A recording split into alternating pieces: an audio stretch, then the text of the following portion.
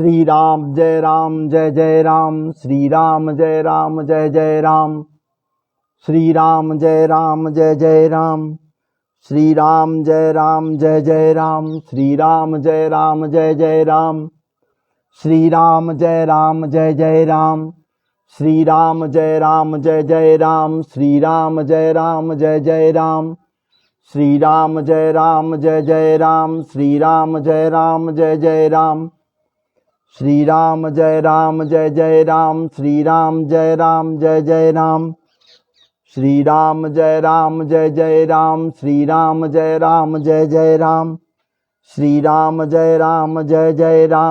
राम जय राम, जय सिया राम, जय सिया राम, जय सिया राम, जय सिया राम, जय सिया राम, जय सिया राम। आप समस्त मेरे श्रोत्री जनों को, श्रोता बंधुओं को जय सिया राम, जय सिया राम, जय सिया राम, जय सिया राम। तो मान्यवर श्रोतृवृंद, श्रोता जनों, भगवत कृपा कांक्षी भगवत प्रिय जनों, नारायण प्रभु के श्री चरणों में सदैव लगे रहने वाले भगवत भक्त, आप सबों को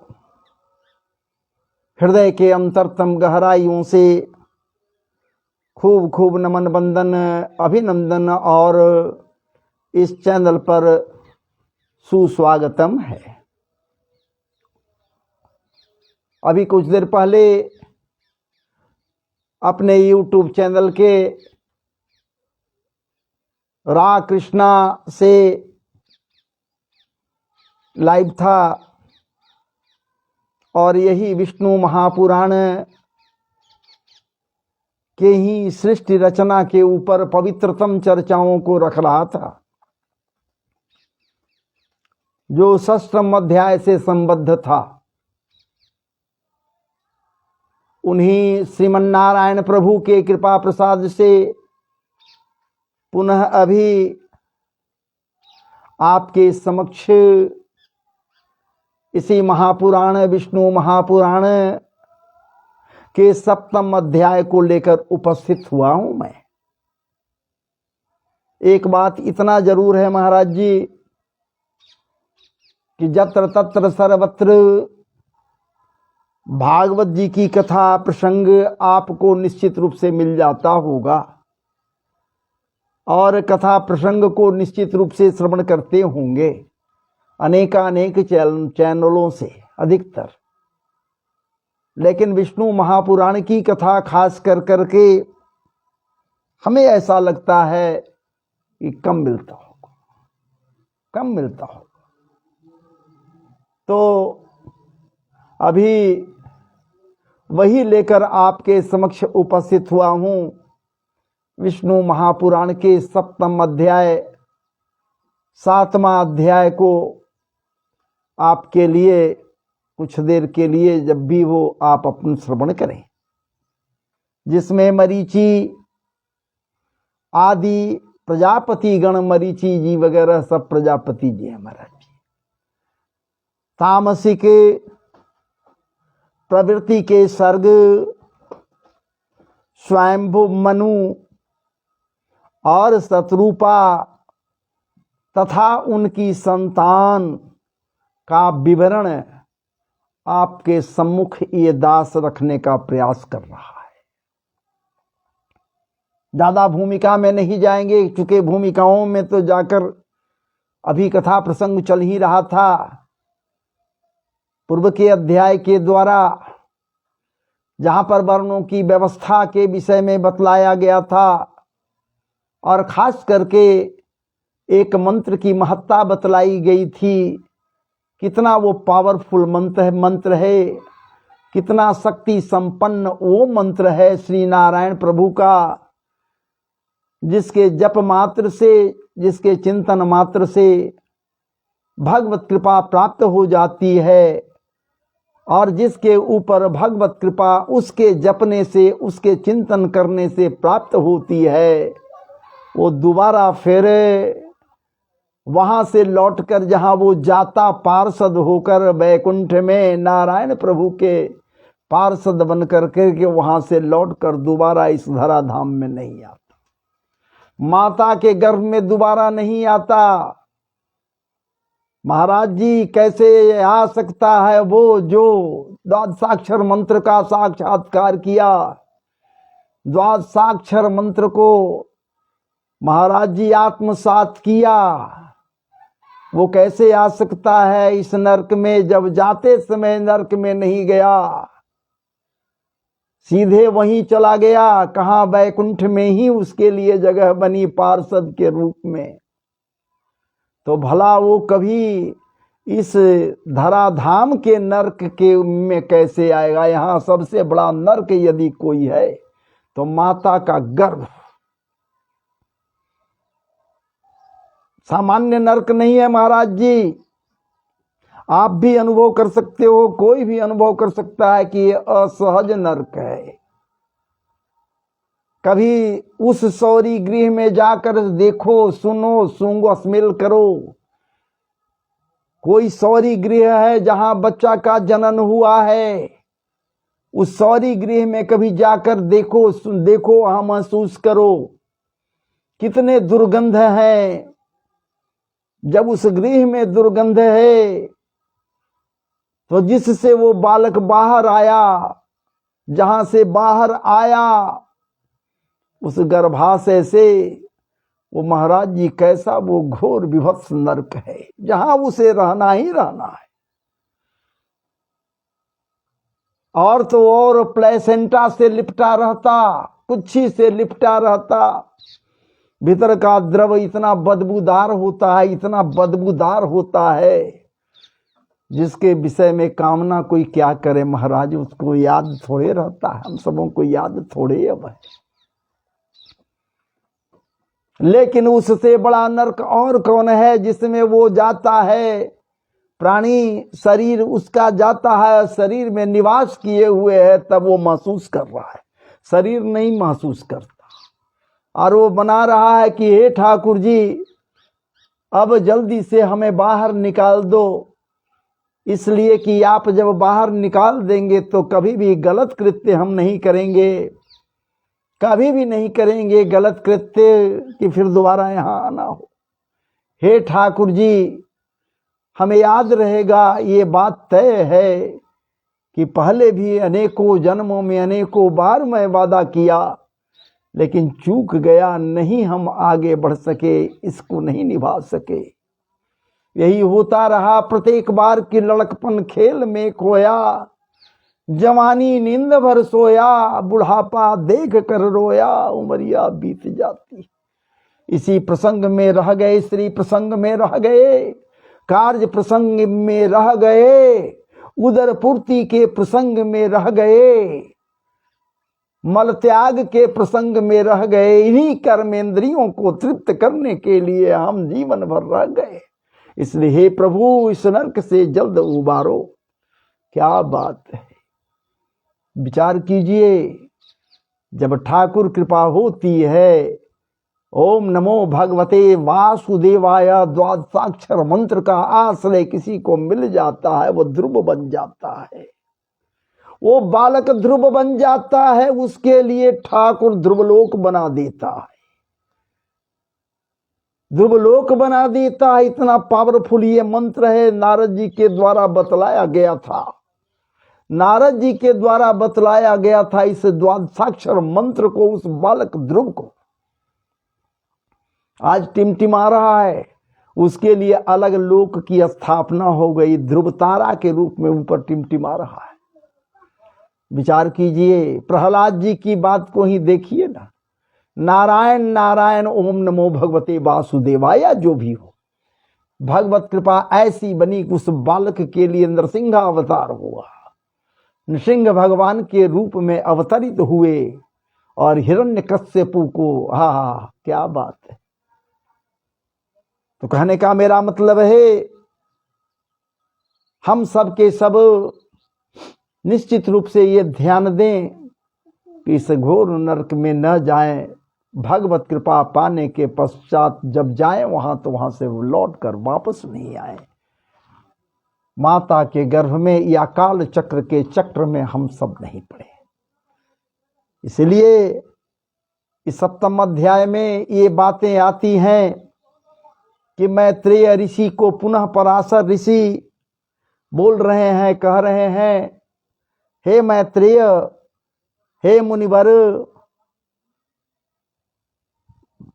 उन प्रजापति श्री ब्रह्मा जी के ध्यान करने पर, ब्रह्मा जी को प्रजापति कहा जाता है, आपको ज्ञात है। जब ये ध्यानहीन तो उनके देह शरीर स्वरूप भूतों द्वारा उत्पन्न हुए शरीर और इंद्रियों के सहित मानस प्रजा उत्पन्न हुई, मानसिक प्रजा उत्पन्न हुई। उनसे जो उत्पन्न हो रहा है प्रजापति है, उनसे जो उत्पन्न हो रहा है ये सब के सब प्रजा कहला रहे हैं। तो मानसिक प्रजा उत्पन्न हुई। उस समय श्री ब्रह्मा जी के जड़ शरीर से ही, जड़ शरीर है उनका, वो जड़ है, इसलिए तो कहा गया कि वो कतई हिरण्यगर्भ नहीं हो सकते, वो जड़ है। वो चांचल्यता को नहीं, ये तो स्वयं जड़ है। जड़ऊ दीक्षताम पक्ष्म कीदृशाम आदि आदि अनेकों प्रकार की बातें कही गई है। जड़ है, क्योंकि जड़वत काम कर देते हैं कभी कभी। मैं नहीं कह रहा, माता जानकी के साथ भी यही बात तो हुई थी वहां। ये और भी कई जगह पर हुई है बातें ऐसी कि जड़ऊ दीक्षताम पक्ष्म कीदृशाम, पक्ष्म कीदृशाम जड़ऊ दीक्षताम, मैं कैसे देखूं, क्या देखूं। ये जड़ इस पलकों को जो बना दिया, पलकों को बना दिया ऐसा, तो मैं पक्ष्म कीदृशाम, उस पक्ष को, उस सुंदर तस्वीर को, सुंदर रूप को कैसे देख सकती हूं, कैसे देखूं। क्या बात है, पक्ष्म कीदृशाम जड़ऊ दीक्षताम, ये जड़ बना दिया है ऐसा। और उसमें भी इसके ऊपर बिठा दिया है निमि को। क्या बात है, मैं वहां जाऊंगा फिर फंस जाऊंगा, भटक जाऊंगा। निमि जी महाराज जी उन्हीं के कुल की कन्या है माता जानकी। विचार कर रही हैं कि कैसा वो जड़वत काम किया है कि ये नेत्रों पर पलके दे दिया है। अगर मैं जानती कि पुष्प वाटिका में आने के पश्चात क्या बात है, इस रूप का दर्शन होगा, तो आने के पहले इस पलकों को काट देती, अपलक हो जाती, पलकों को हटा देती। इसलिए पक्ष्म कीदृशाम जड़ऊ दीक्षताम, ये पलकें बना दी उस जड़ ब्रह्मा ने। ऐसा विचार कर रही हैं माता जानकी। निमि जी विचार करते हैं कि तो भाई ये सब यहाँ पर बूढ़ों की क्या बात है, हम तो वृद्ध हुए, भागो यहाँ से। निमि जी हट गए। जैसे ही पलकों पर से निमि जी हट गए, फिर क्या है, फिर तो कहना ही नहीं है। तो कहने का मेरा तात्पर्य यही है, उस समय ब्रह्मा जी के जड़ शरीर से ही चेतन जीवों का प्रादुर्भाव हुआ, प्राकट्य हुआ। चेतन जीव, जड़ शरीर है उनका, जो प्रकट हुआ वो चैतन्य है, वो चेतन है, अवचेतन है। मैंने पहले वर्णन किया है कि देवताओं से लेकर सभी त्रिगुणात्मक चर और अचर जीव सभी इसी प्रकार उत्पन्न हुए हैं उनके शरीर से, ब्रह्मा जी के शरीर से। कैसे?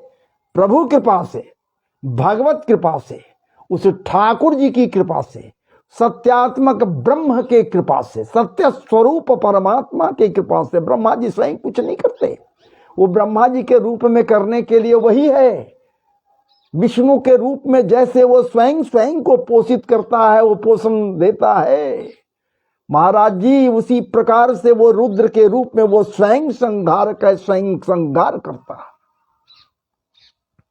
जब प्रजापति श्री ब्रह्मा जी की वह प्रजा पुत्र पौत्रादि क्रम से नहीं बढ़ रही है, नहीं बढ़ी वह प्रजा, तो उन्होंने भृगु जी की रचना कर डाली। उनके शरीर से भृगु जी की रचना हुई, पुलस्त की रचना हुई। सब ऋषि प्रवर है, सुनिए जा। पुलस्त है, पुलस्त के बाद पुलह है, कृतु है, अंगिराज ऋषि है, मरीचि ऋषि है, दधीचि है, दक्ष है, अत्रि है और वशिष्ठ है। दधीचि नहीं, दधीचि नहीं महाराज, दक्ष है, अत्रि है और वशिष्ठ।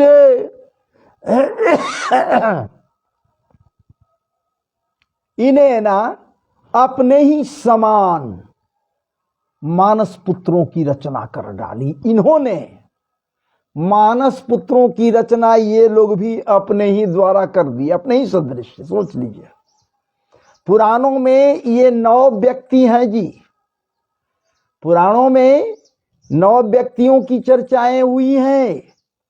मैं अभी जिनका नाम लिया आपके समक्ष, भृगु, पुलस्त्य, पुलह, कृतु, अंगिरा, मरीचि, दक्ष, अत्रि और वशिष्ठ, ये 9 ऋषि हैं। पुराणों में इनकी खूब चर्चा हुई है। 9 व्यक्ति ये लोग हैं। फिर प्रजापति ब्रह्मा जी ने 9 कन्याओं की उत्पत्ति कर डाली। क्योंकि उन्हें तो यौन सृष्टि करानी है ना, लेकिन मानसिक हो रहा है ना। ब्रह्मा जी मानसिक कर रहे हैं तो 9 कन्याओं को भी उत्पन्न कर डाले ब्रह्मा जी। कौन कौन भाई? 9 कन्याओं की उत्पत्ति की, जिनके नाम है ख्याति, भृति, संभूति, क्षमा, प्रीति, सन्नति, उरिया, अनुसुईया तथा प्रसूति थे। ये 9 कन्याओं की उत्पत्ति इनके द्वारा की गई। फिर ब्रह्मा जी, फिर प्रजापति ब्रह्मा जी ने 9 कन्याओं की जब उत्पत्ति कर डाली महाराज जी, तो प्रजापति श्री ब्रह्मा जी उन महात्माओं को कहा जिनको पहले उत्पन्न किए थे, आप सब के ये पत्नी हैं। पत्नी शब्द भी ब्रह्मा जी दिए। पति को ही पथ पर, पुण्य पथ पर लाने वाली यदि कोई होती है वो पत्नी कहलाती है।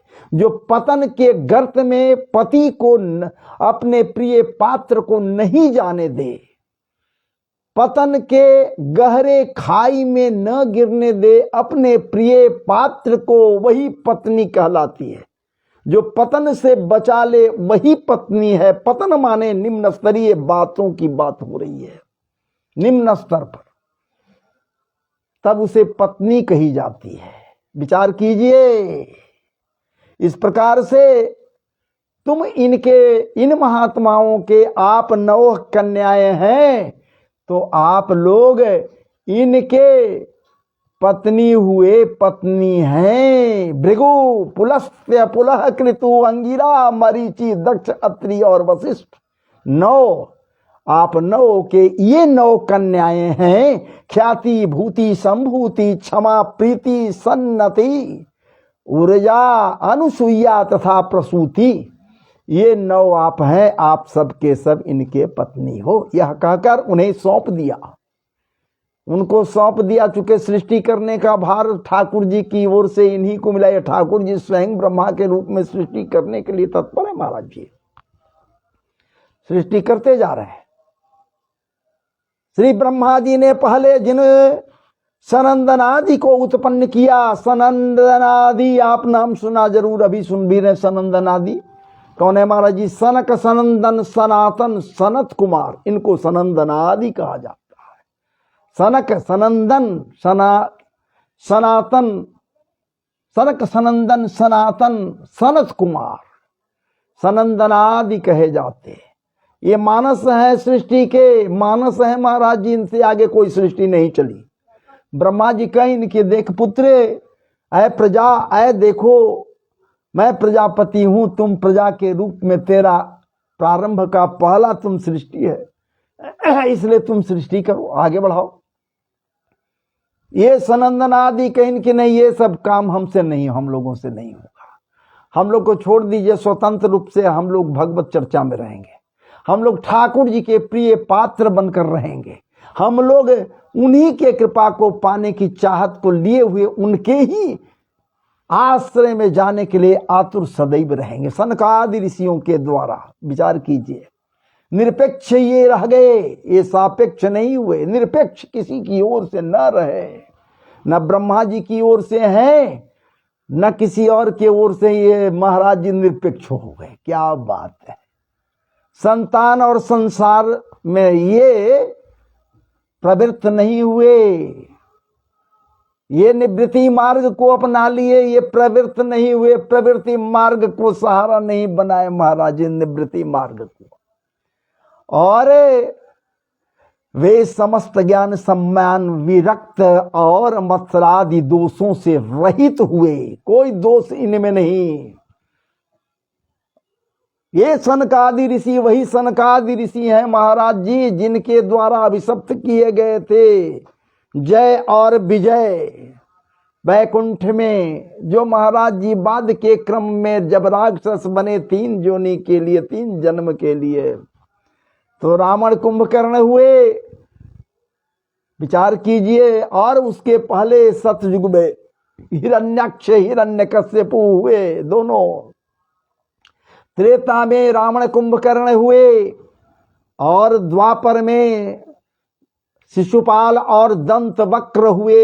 ये 3 योनि, 3 जन्म के लिए तीनों दोनों जो है सो राक्षस योनि में आए थे। और इस प्रकार से ये किसी प्रकार के दोष से ये सनकादि ऋषि, और इनके मुख पर सदैव एक ही चीज रहती, हरि शरणम हरि शरणम हरि शरणम हरि शरणम। सोते जगते उठते बैठते, खाते बोलते हंसते कथा करते, सदैव इनके मन में, इनके हृदय में, इनके मुखार बिंद पर भी, अधरन पर भी बस एक ही बात होती, हरि शरणम हरि शरणम हरि शरणम हरि शरणम। जो कोई भी हरि शरणम कहते हुए भगवान के श्री चरणों में समर्पित अपने को कर देता है, वो महाराज जी कृतार्थ हो जाता है, कालजयी हो जाता है। वो कालजयी हो जाता है, जैसे सनकादि ऋषि कालजयी है। काल का कोई असर इनके ऊपर नहीं है जी महाराज जी। उम्र जस के तस है, 5 वर्षीय है सदैव के लिए, जैसे इनका प्राकट्य हुआ है। हरि शरणम हरि शरणम, विचार कीजिए, कालजयी है, काल का कोई असर इनके ऊपर नहीं, 5 वर्षीय। लेकिन है कौन भाई? दादाओं के दादा, दादाओं के दादा, पुरखों के पुरखों, समस्त पुरखनों के पुरखन है महाराज जी ये सनक सनंदन सनातन सनत कुमार। उन्हें संसार रचना में से उदासीन जानकर श्री ब्रह्मा जी को त्रिलोकी को भस्म कर देने का क्रोध उत्पन्न हो गया, क्रोध चढ़ा ब्रह्मा जी को। जैसे ही वो कहें कि हम सृष्टि रचना में नहीं लगेंगे, बस क्रोध चढ़ गया ब्रह्मा जी को। ऐसा लगा जैसे तीनों लोगों को भस्म कर देंगे क्रोध में। सोच लीजिए, भस्म कर देंगे। उन श्री ब्रह्मा जी के क्रोध के कारण संपूर्ण त्रिलोक ज्वाला से जल उठा, ज्वाला से दग्ध होने लगा पूरा का पूरा तीनों लोक महाराज जी। ज्वाला से सब दग्ध होने लगा, जलने लगा, जल उठा। उनके क्रोध युक्त टेढ़ी भ्रिकुटी और क्रोध पूर्ण ललाट से दोपहर के सूरज के समान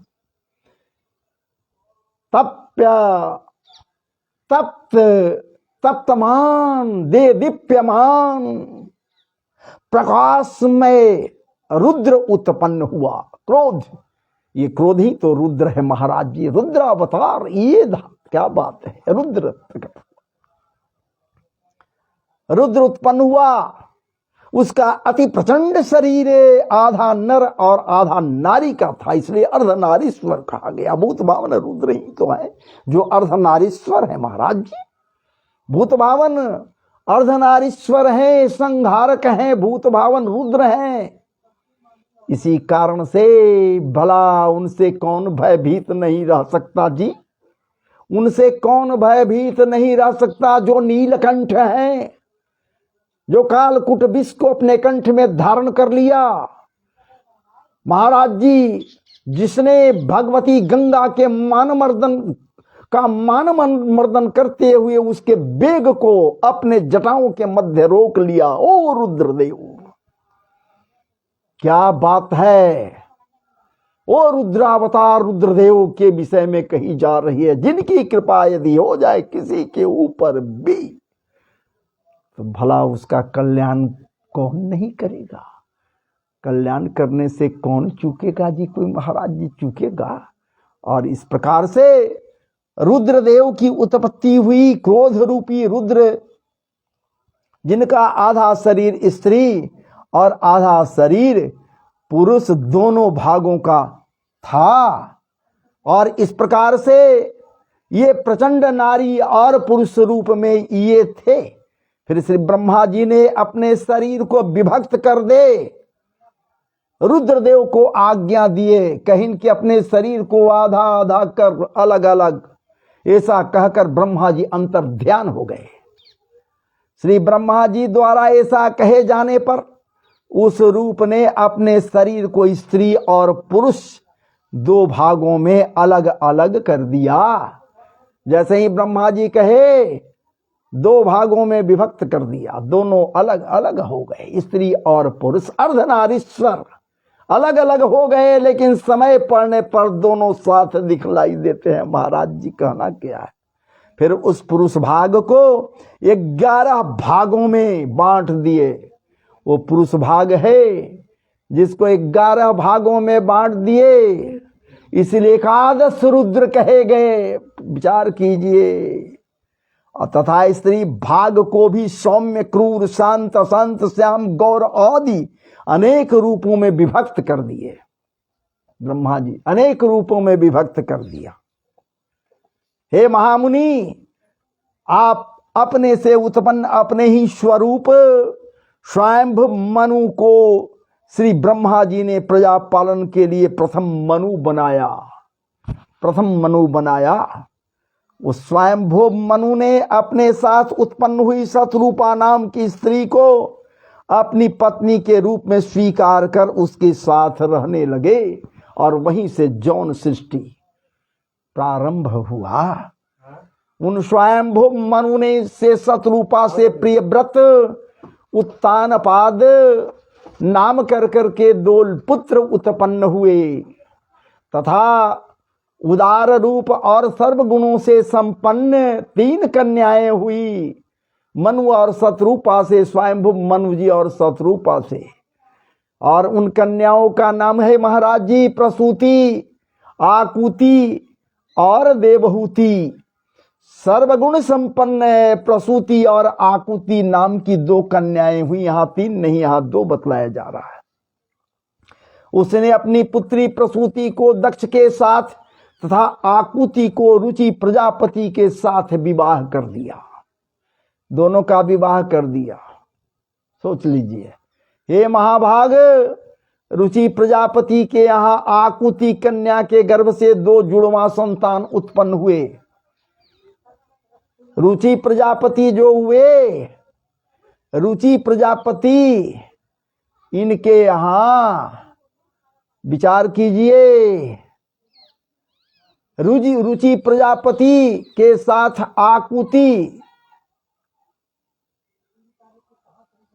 आकुति के गर्भ से 2 जुड़वा संतान उत्पन्न हुए, जिनका नाम था यक्ष और यक्षिणा। यज्ञ और दक्षिणा, यज्ञ और दक्षिणा, यक्ष नहीं, यज्ञ और दक्षिणा। यज्ञ के दक्षिणा से 12 पुत्र हुए, जो स्वयंभू मनमंत्र में एयाम नामक देवता कहलाए, तथा दक्ष ने प्रसूति के गर्भ से 24 कन्याएं पैदा की, 24 कन्याएं पैदा की। महाराज जी, अब मैं आगे की बात को अगले दिवस पर आपके समक्ष रखूंगा। तब तक के लिए हमें आप विराम लेने के लिए आशीर्वाद दें। इसे मैं अपलोड कर दूंगा और YouTube के अपने चैनल पर डाल दूंगा, जो कल्याणकारी है, यज्ञमय है और महाराज जी ज्ञान यज्ञ है, ज्ञान यज्ञ का एक अंग है। आप इसे निश्चित श्रवण करें, निश्चित रूप से आप लाभान्वित होंगे, आपका संतति लाभान्वित होगा, आपका पुत्र पौत्र लाभान्वित होगा। उसे ये ज्ञात होगा कि सृष्टि में क्या क्या बातें हुई, क्या क्या नहीं। अरे पुस्तक तो अनेकों हैं, कौन पढ़ पाता, किसको मौका मिल पाता पढ़ने के लिए, कहाँ कोई पढ़ता। लेकिन मोबाइल तो आज घर घर है, आप खोल कर छोड़ दोगे तो फिर आपको मिल जाएगा सुनने के लिए। ये कथा नहीं, ये तो महाराज जी कहना ही क्या है, तो अमृत है। पान करो, पान करो, पान करो। जय जय श्री राधे, जय जय श्री राधे, जय जय श्री राधे। अब मुझे आदेश दे, मैं अब यहीं से विराम ले रहा हूँ।